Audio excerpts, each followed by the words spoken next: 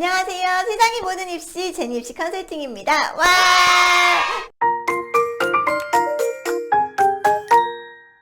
오늘은 해외대 유학에 대해 기본적인 내용과 마찬가지로 지극히 개인적인 제니쌤의 의견 조금만 공유드려 보려고 합니다. 먼저 유학 상담하면서 제가 가장 당황스러울 때는 약간 학생이나 학부모님들이 특정 학교, 예를 들면 뭐 브라운이나 하버드, 스탠포드나 UCLA 같은 학교들만 좋은 학교라고 생각하실 때인데요. 여러분, 저는 여러분이 살면서 단 한 번이라도 들어본 적이 있는 대학들이라면 그건 진짜 좋은 대학이라고 생각을 하거든요. 그래도 좀 꽤 괜찮은 대학이라고 생각을 해요. 약간 미국이나 캐나다 등이 영미권에서는 주 하나에도 대학이 10개, 많은 경우는 수십 개씩도 있는 경우가 많거든요. 여러분들이 그렇게 많은 대학들인데 여러분들이 살면서 한 번이라도 그 대학 이름을 들어본 적이 있다. 그러면 그 학교는 좋은 학교일 확률이 높다라고 생각을 하고요.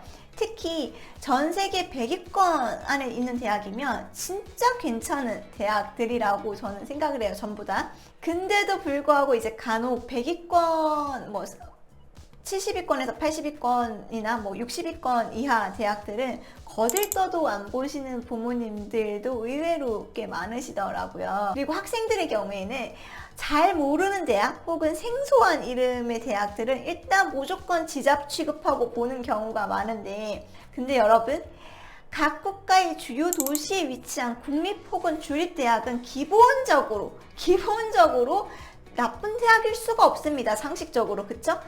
그러니 이런 선입견들을 조금만 내려놓으시고 상담을 받으시면 조금 더 알찬 밀도 있는 상담이 가능하실 것 같습니다. 다만 개인적인 사정으로 진짜 예를 들어서 무슨 주에 친척이 살고 있어서 반드시 그 주에 있는 대학을 가야 하거나, 혹은 정말 개인적인 선호가 너무 뚜렷해서 나는 요 정도 대학 이하로는 안 가. 그럴 바에는 유학을 안 가겠다 하는 그런 게 정확하게 있으신 경우에는 맞습니다. 이런 경우에는 상담 초반에 가감없이 말씀해 주시면 가능한 학교를 상담하는 데 훨씬 더 도움이 되긴 할 것 같습니다. 그렇다면 서로는 요 정도까지만 하고, 제니쌤이 오늘 이 영상을 찍게 된 가장 큰 이유, 바로 최근에 굉장히 많은 부모님들이 선생님, SAT 없이도 유학이 가능할까요? 라는 질문에 대한 답변을 먼저 드리려고 하는데, 답변을 먼저 드리자면 네, 가능합니다.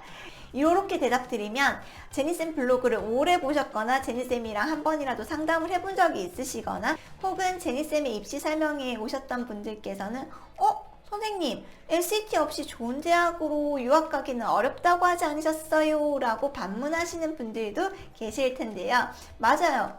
이게 두 개 다 맞습니다. 두 개 다 맞는데, 법대로 하면 SAT 없이 그래도 상위권에 랭크되는 대학들 진학은 사실은 조금 어렵다라고 판단하시는 게 맞습니다. 왜냐하면 제가 특례 안 되는 해외고 졸업생들의 국내 대입 전략에 대해서 설명드릴 때도 한번 말씀드린 적은 있지만, 고등학교 GPA만 가지고는 사실은 학생들의 학업 우수성을 판단하기는 어려워요. 이게 불가능해요. 사실상 진짜로. 왜냐면 각 국가마다 배우는 과목도 범위도 깊이도 다 다르기 때문에 단순히 학교 GPA만 가지고 누군가의 학업 우수 능력이 더 높다, 낮다라고 판단하기는 조금 무리가 있습니다. 그래서 국내 대학교들도 해외 대학교들도 이런 친구들한테 SAT나 IB, AP 같이 표준화된 성적을 요구하는 거거든요. 근데 또 이렇게까지만 설명을 드리면 간혹 어떤 친구들을 이렇게 물어보는 친구들이 있을 수 있어요.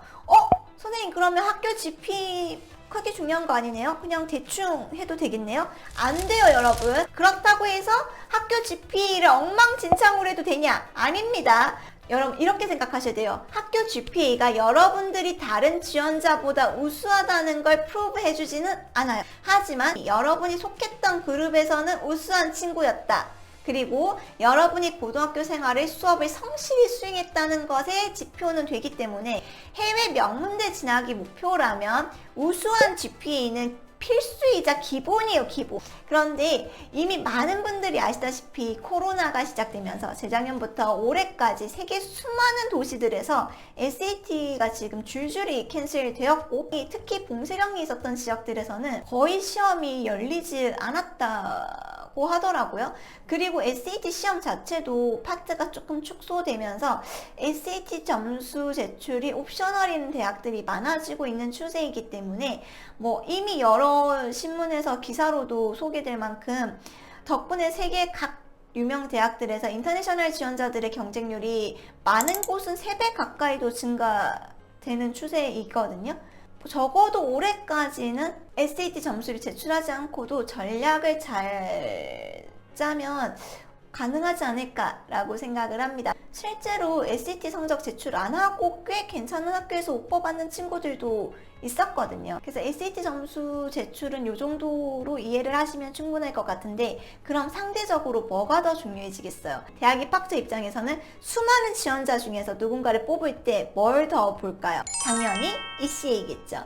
근데 이것도 코로나 때문에 활동한 게 많지 않다는 분들이 많으신데, 그럼에도 불구하고 코로나 상황이라 원격 수업이나 집에 있으면서도 그 와중에 뭔가의 호기심을 가지고 학생이 스스로 심화 확장 탐구를 해봤다던가 작은 거라도 실천을 해본 친구들과 아닌 친구들의 차이가 이전과 비교해서 조금 더 많아지지 않을까라고 생각을 합니다. 본인이 현재 본인 환경에서 할 수 있는 무언가는 반드시 해야 될 것 같아요. 왜냐하면 상대적으로 지금 학업 우수 능력을 비교할 수 있는 서류가 많이 빈약해지거나 축소되는 추세이기 때문에 그럼 ECA라도 열심히 채우는 게 중요할 것 같습니다. 그리고 마지막으로 당연히 에세이, 그리고 혹시 인터뷰를 보는 대학이라면 인터뷰까지를 잘 보는 게 올해 유학의 가장 주요한 요인들이 아닐까 생각합니다.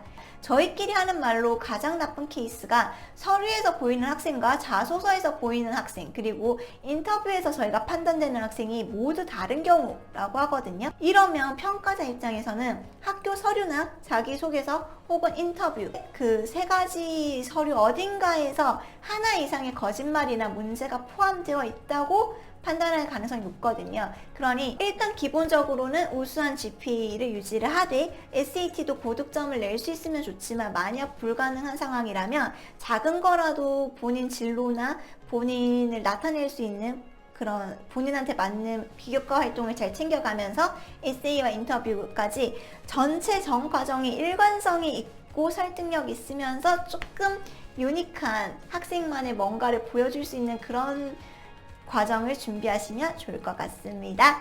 그럼 다음 시간에 또 만나요. 안녕!